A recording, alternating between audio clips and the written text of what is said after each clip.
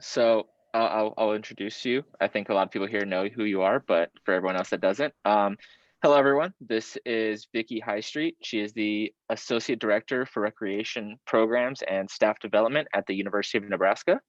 And she's going to be giving a presentation today on the Lucky 13 Trusting Behaviors to Enhance Credibility. And just for the session, remember to keep your mic muted unless you are talking or answering a question or responding.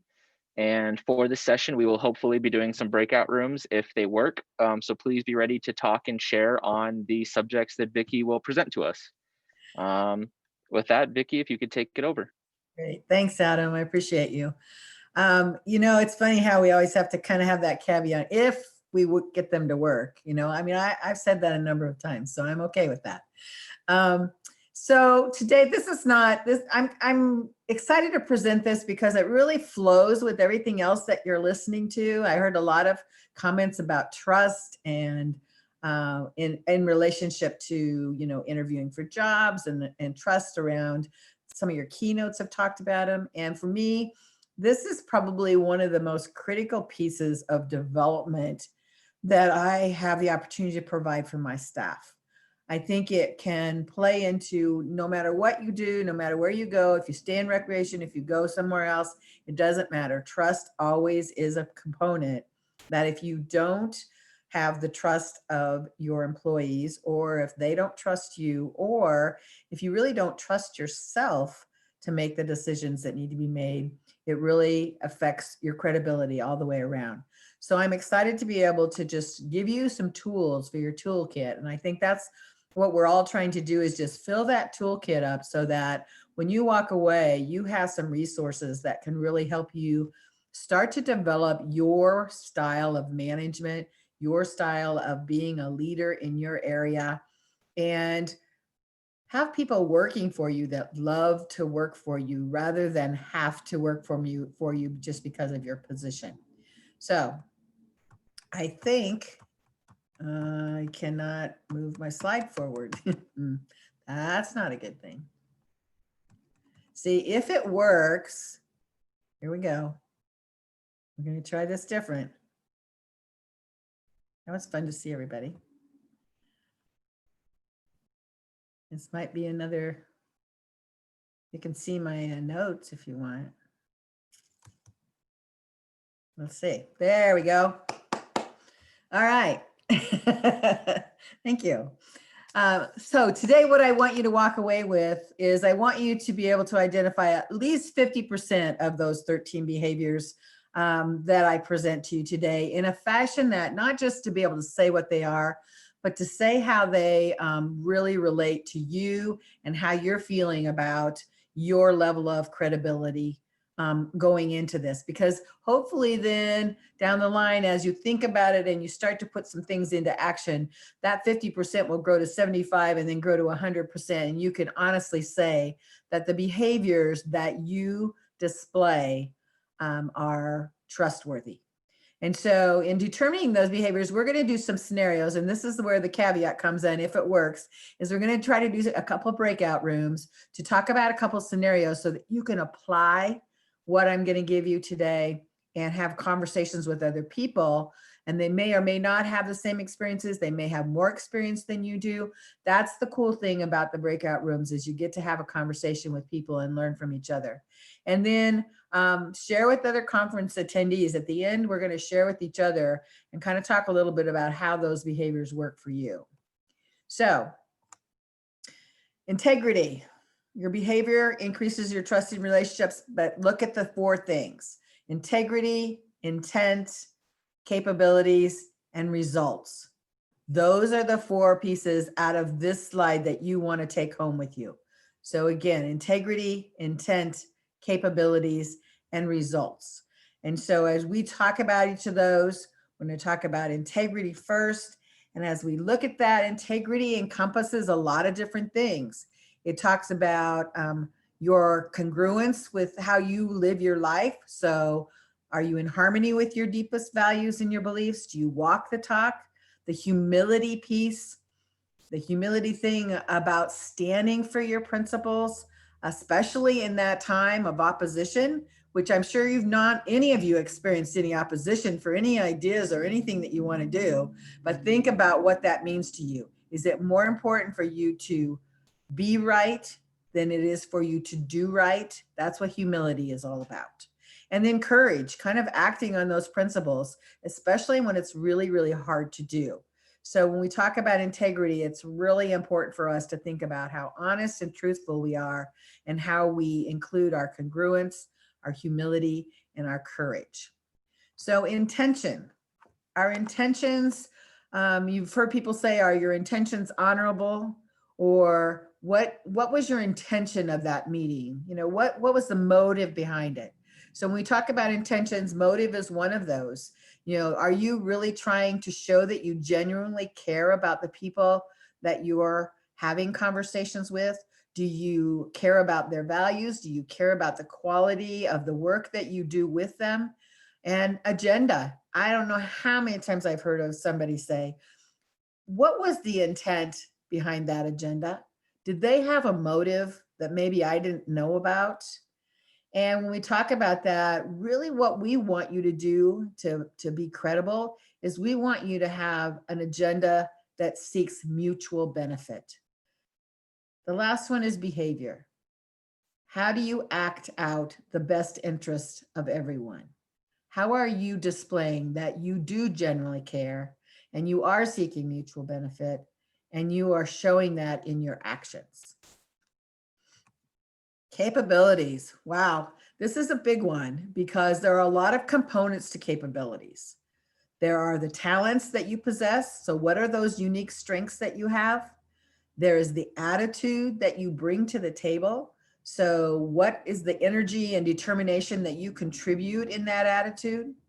What are the skills? Do you continuously try to keep upgrading your skills? You're doing that today. You're attending these workshops. You're trying to gain more skills. The knowledge. Do you stay current in the learning? I would venture to say that all of us know at least one person who is in a position where they've not really kept up on the knowledge, but they still are in a position of authority where they're providing input or requesting information. How do you see their credibility when they're not keeping up with their knowledge? And the last one is style, right? So what do I mean by style? So does my style get in the way or does it ease the way? And when I say that, let me give you an example. I had a staff person that I worked with who was full of great ideas, great ideas. But the way they presented those ideas was so off-putting that people didn't even get to the point where they listened to their ideas because of the way they presented them. It's kind of like a bull in a china closet. You know, it was all very commanding, demanding, my way or the highway, and it came off very differently than what it could have in order for people to accept their ideas as something that they would consider. And the last one is results. So when we talk about our four cores now, here they are: integrity, intention, capabilities, and results. Results is not only about what you're doing today, it's about your past performance too. Does your reputation and your track record really show that you deliver results, or does it just show that you do activities? Think about that for a second. Are you delivering results or are you just doing activities, just checking things off? And then your current performance, of course, you can't rest on those past performances. So maybe you did some really cool things. I can speak to that at my time in my career. I can't rest on my laurels that what I did in the past is going to make me credible now or in the future. I have to continuously do all the things we talked about with the capabilities, with attitude and skill and knowledge and style. And I have to keep that up, or my current performance and my anticipated performance are going to suffer for that if I don't.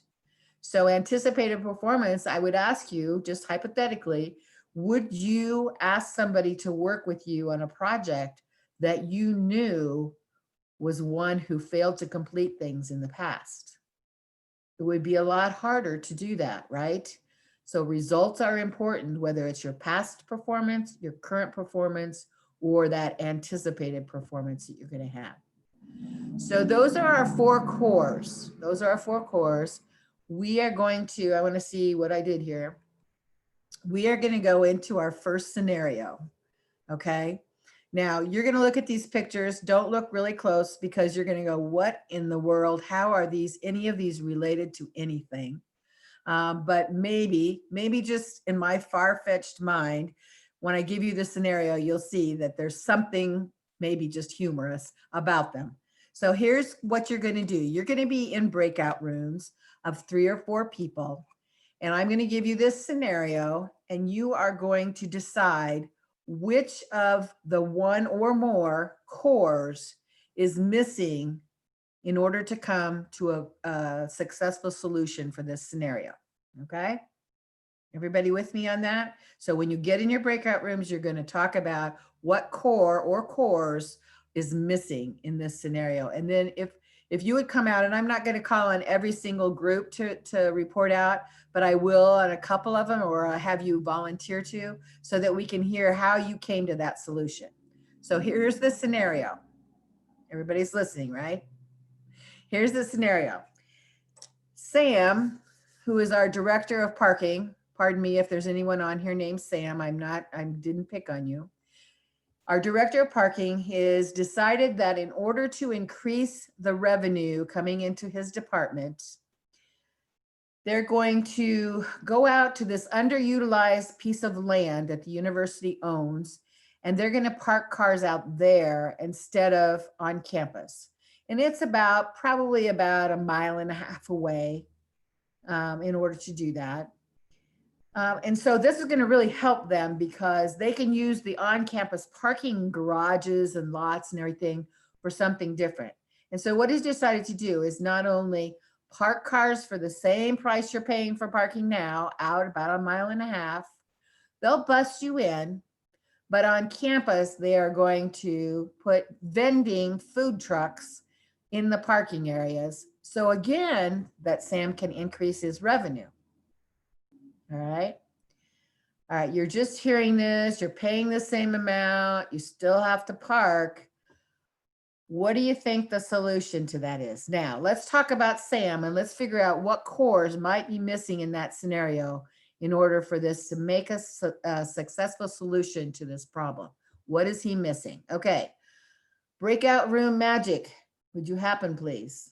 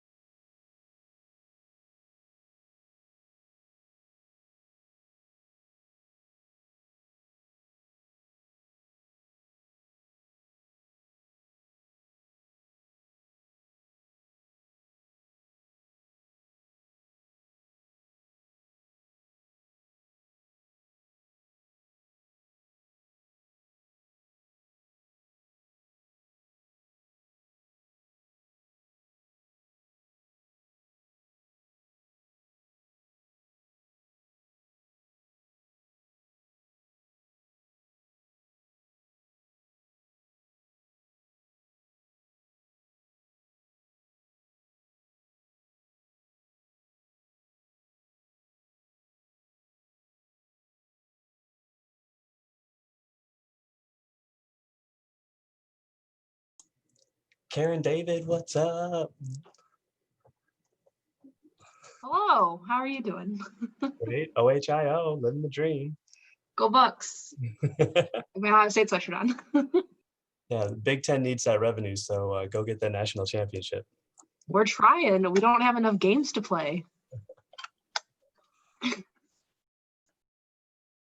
That was the joke in our meeting today, is that, we might have to play Ohio State again so they can get enough games in. We got to get people to the Big Ten championship somehow. Yeah.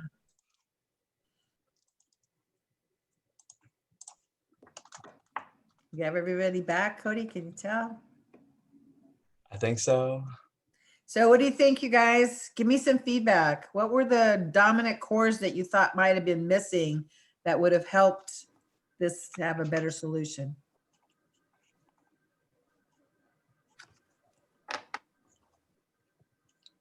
We definitely thought that a little bit of each of them. Integrity, because he's now making the students pay the same amount of money and making them walk farther. If anybody else wants to jump in, I'll let them. So it wasn't really making a decision that was mutually beneficial. Is that what you're saying?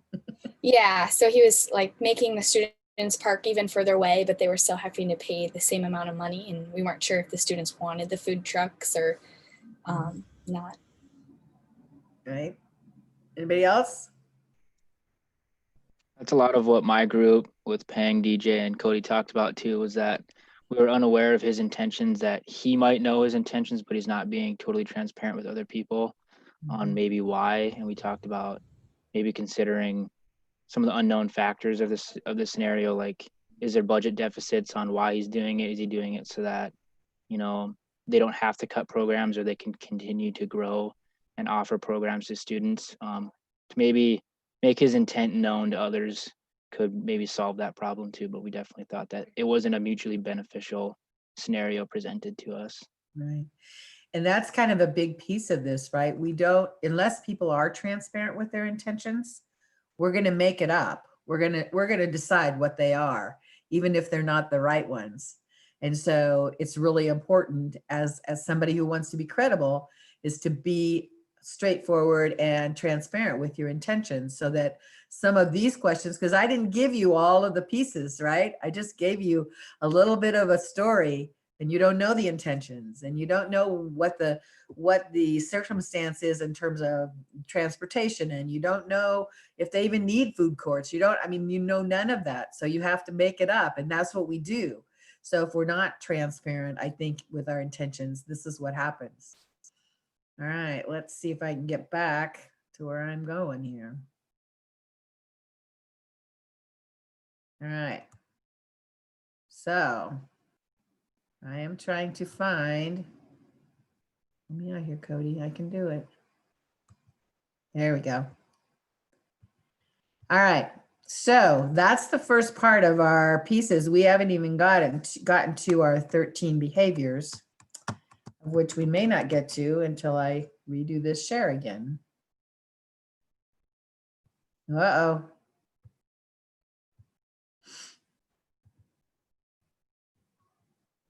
Oh, you guys.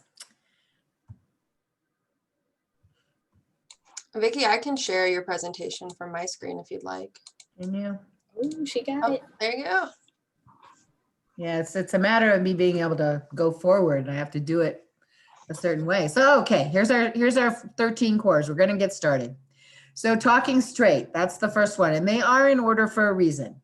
So we can say, well, yeah, okay, I'm honest. Oh yeah, I tell the truth and all of that kind of stuff. But the bottom line is there are some kind of counterfeits to that. In other words, I may say that I'm honest, but have I ever maybe left out a little information so that people could form an opinion based on what I give them, not necessarily all the information? Kind of goes back, Tanner, to your comments about being transparent, right? So talking straight is your first behavior. Then we get to demonstrating respect. Again, we say, oh yeah, I care about others and I respect them and I show kindness. But have we ever faked that in a situation where maybe somebody who could do something for us might have gotten our fake respect, rather than those who were all the same? All right. So as you write down these 10 or 12 or 13 behaviors, remember that we are going to do some scenarios again that ask you to identify what's missing in the scenarios. So creating transparency, that seems to be the good word of the day, transparency. Do you declare your intent? Are you open and authentic? Righting wrongs. Do you make things right when they're wrong? But more importantly, do you have that humility that says to you, I need to apologize because I was wrong? Do you demonstrate that humility, or do you let pride get in the way? Showing loyalty, giving credit where credit is due. How many times have you been in situations where someone else has taken the credit for perhaps something that you contributed to? Not that you needed all the credit, but that you wanted some of the credit for the work that you did. We need to show loyalty and give credit even when someone's not there.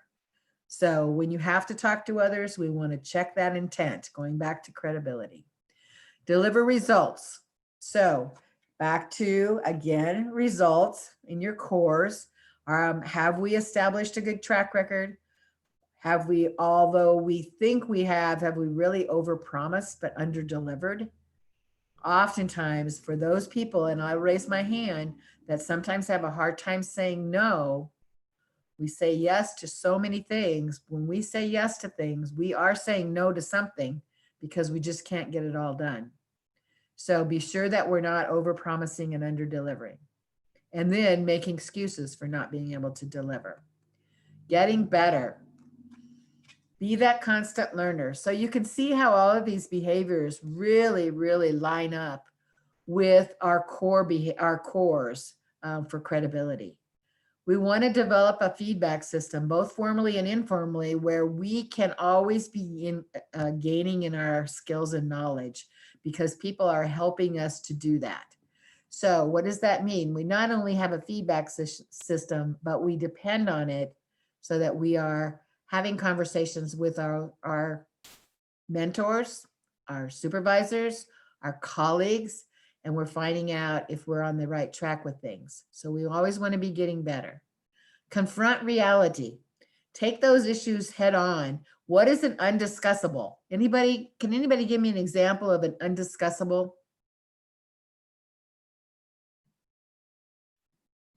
Be careful now. What would be something that you would be afraid to talk about to someone else? Religion and politics. Yeah, absolutely. Absolutely. Right? So how do you take those issues head on and have mutual benefit in mind? Sometimes we just need to address the tough stuff. I think that those of us who really don't like confrontation really have developed good skills to skirt around what the real issue is. And sometimes that goes back again to people not understanding our intent. So confront reality. Clarify expectations. We not only discuss our expectations and we reveal our expectations, but we may have to come back and discuss them again. We may have to validate them. We may have to adjust them. But if we're not having any conversations about our expectations, then we can't expect someone to have completed something the way we wanted them to if we haven't given clear expectations. Don't ever assume that when you give an expectation, it's clear or shared. Ask people to come back to you and say, this is what I heard you say, so that you can clarify that. I can't tell you how many times that somebody said, so you want this, this, and this? And I would say, oh, no, that's not what I want at all, because I didn't do a good job of clarifying that expectation. Practice accountability. We always want to hold ourselves accountable first. We have a lot of people in our world that have very high self-assurance, but maybe not such a high level of self-awareness, and they have trouble holding themselves accountable first because it seems to always be someone else's issue. So as you think about holding yourself accountable, I always ask the question, how have I contributed to this situation? No matter if it's a good one or a bad one, how have I contributed to that? And then please try hard not to be the blamer of others, pointing fingers when things go wrong. Again, how have I contributed to that issue or that problem? Listen first. When we listen, oftentimes we listen to respond rather than listen to actually learn. And I think our response sometimes comes before we get all of the information. So don't always assume or presume to have all the answers. Make sure that you're listening to understand. And even if that means you have to clarify, come back and clarify. Keeping commitments. One of the things about commitments is also the word confidence. When someone asks you something to keep you in confidence, it's really important that with trust that you don't break that confidence. So when that happens, or if something happens where that commitment isn't being able to be fulfilled, you want to try really hard not to be that person again that PRs their way out of that commitment if it gets broken. So in other words, you don't want to make reasons why you did it this way instead of the way that you were asked to do it. And the last one is extending trust. So does everybody understand what the word propensity means in terms of demonstrating propensity to trust? Is that a clear comment for you to grasp behind? So for me, Not really. Okay, so for me, it would be like, what ability do I, when I'm relating to, let's just say Kate and I are having this conversation, and a lot of things that we talked about with our cores go into our propensity to trust. But now that we've talked about the behavior, so let's just say that Kate and I had a conversation, and it was a confidential conversation. But later on, I found out that Kate had talked to someone else about it. Okay. So my propensity to trust Kate has now just gone down. Does that make sense? So in other words, my level of ability to trust Kate no longer is at the same level that it would have been knowing that she has broke my confidence in this conversation. Okay. So learn appropriate trust. There are 4 kind of levels of trust. The first one is somebody is gullible. It's kind of a blind trust. You just trust them because that's just who you are. You trust them no matter what. The next one is indecision, or maybe no trust. You're not really sure if you trust them or not. It's not a big deal. It's not really high on your propensity level or your analysis of the situation. The third one is suspicion, which is really distrust. In other words, you've heard people say, I don't trust anybody until they prove to me that they can be trustworthy. And of course, the last one is judgment, where you provide smart trust. In other words, you take what was their past performance? What do you know about them? All of the different behaviors. Have they always been honest with you, talk straight to you? Have they always provided for you transparency? All of those things go into whether or not you trust somebody smartly. So everybody is different. Every single person is different. And when you think about smart trust, you're not going to treat everyone the same because they are all very unique in how they have behaved around you. So when you talk about extending trust, you want it to be smart trust. Okay. All right. I'm going to actually stop this share, and I'm going to share another piece with you that has the scenarios on them. And can everybody see that? No. No. Well, then that's not a good thing.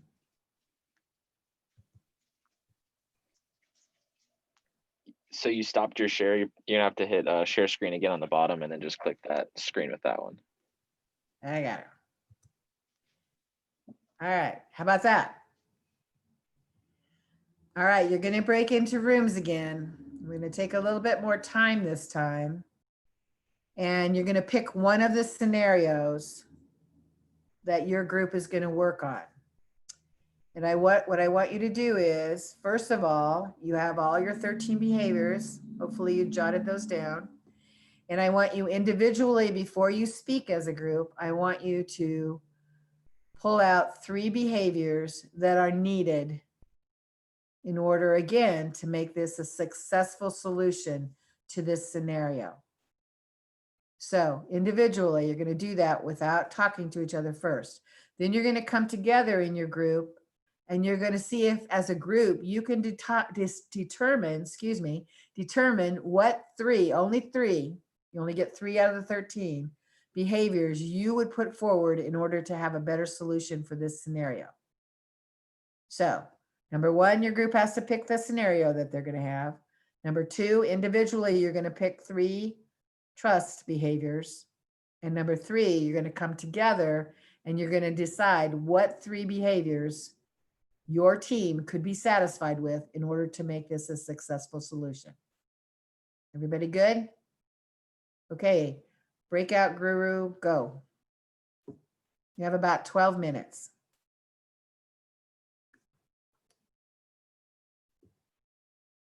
I think.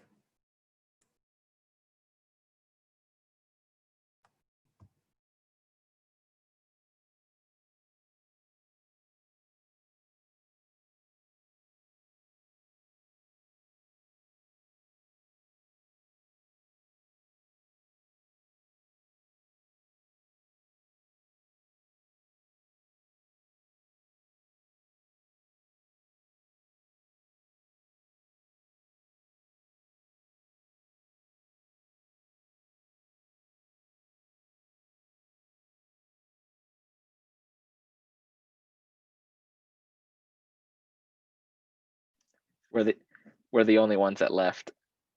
In our defense, everyone else probably had 3 or 4 people. Yeah, I looked at the breakout groups because I'm a co-host, and it was like everyone else had 3 or 4, and we're 2. So I think whoever was supposed to be in our group was like, and leave. And leave. Everyone will be coming in here in a minute, so it'll be okay.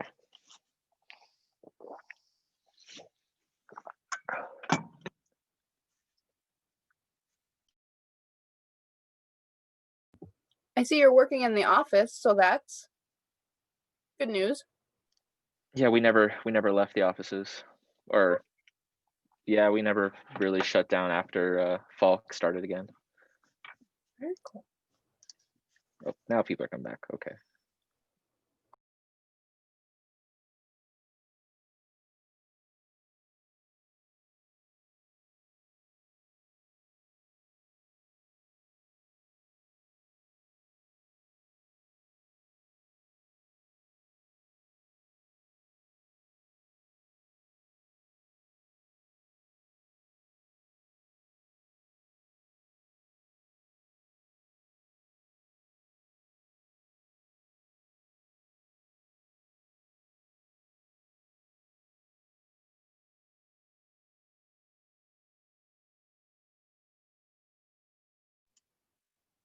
Vicky, I think you automatically got muted by the rejoining the main room.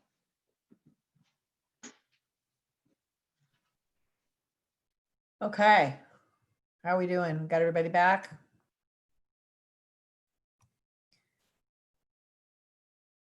All right. So anybody who took scenario 1 want to speak? Tell me what 3 behaviors you came up with. I'll go I ahead can- and go with it. You go for it, Michael. My bad. All right, no, that's fine. We had a hard time sticking with just 3 because we felt like one more really fit in with all of the other 3 without it even being a thing. Mhm. So we chose talking straight, create clarifying expectations, and listen first were our core 3. But the one that kind of fit with all of those was creating transparency. We felt like going into this as a newer employee, it's going to be very important for you to go in and be able to sit down and listen to the results, listen to their feedback, and take that and apply it to what you're doing. And obviously there seems to be a little bit of disconnect with the expectations of what you're doing and what they want you to be doing or what level they expect you to be doing things at. So that's going to be the next piece. And then just at the end of the day, since you are so new and just in general, we always want to be talking straight, being honest, telling the truth, getting our opinion out there, but being mindful and being able to sit there and listen to the feedback that we're giving, and all of that kind of funneled through creating that transparency with this position. Good, good, good. Anybody else do scenario 1 that wants to come forward with that? So let me put this out to you now before we kind of run out of time, is that Jen and I were talking about how do we use these going forward, right? How are we gonna, what is this gonna do for our development or the development of our staff or the development up, right? Sometimes we have to lead up. How are we gonna use these? And sometimes, you know, when you said, Michael, oh, it was kind of hard just to limit to 3. It is, you know, and sometimes we have frustrations where we just throw them all out on the table and say, all of them, we need to work on all of them, right? And that's what we want to stay away from. We really want to focus on, you know, what are really the key issues here? How can we take these behaviors and make what we have into a successful solution? And so for us to be able to really, if you and I were having an issue and I brought in my 3 behaviors and you brought in yours, they would probably be different. Maybe one would be the same, but they'd probably be different because we're coming from different perspectives. So I think the key is that they start the conversation, they bring in a common language, and it's about the behavior, not the emotion behind the situation, right? Because as soon as, I'm not saying we can totally take emotion out, but as soon as we make it about the emotion and not the behavior, then we lose track of what the real issues are. And so I'm suggesting to you that if you're having a challenge, that you think about a process that would help you be able to speak to a behavior and not about the emotion of what that's behind it. Okay, scenario 2. Anybody want to speak to scenario 2? Anybody pick scenario 2? Maybe it's a question. Cody and I spoke about scenario 2. Okay. And we decided, hold on, let me pull it up. We decided on demonstrating respect, delivering, practicing accountability and delivering results. So we said demonstrating respect because in that situation, when you're confronting your boss that you may miss this important deadline, it's important that you show that you recognize the importance of the deadline, rather than just explaining the importance of your situation. Mm-hmm. Practicing accountability, although you can't meet this particular deadline, it might be important to make a plan for helping your boss meet that deadline, or what you can do to make up for missing it after the deadline has passed. And delivering results would be following up with that plan and delivering the results that you can deliver, as opposed to the ones that you can't for this particular deadline. And your accountability part there might be about the debrief, right? How could this have gone better? What were the situations that created a scenario where I missed a deadline? You know, was there too much? Was there not enough information? Whatever, but the debrief might be your accountability piece, right? Mm-hmm. Yeah. Absolutely. Anybody else? Did you want to say something there, Cody? No? Okay. How about scenario 3? Did anybody pick scenario 3?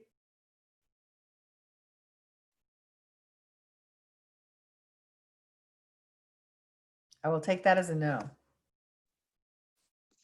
Yeah. Okay. Noah, I'm trying to find the names here. I was with me, Noah, and Zach took it.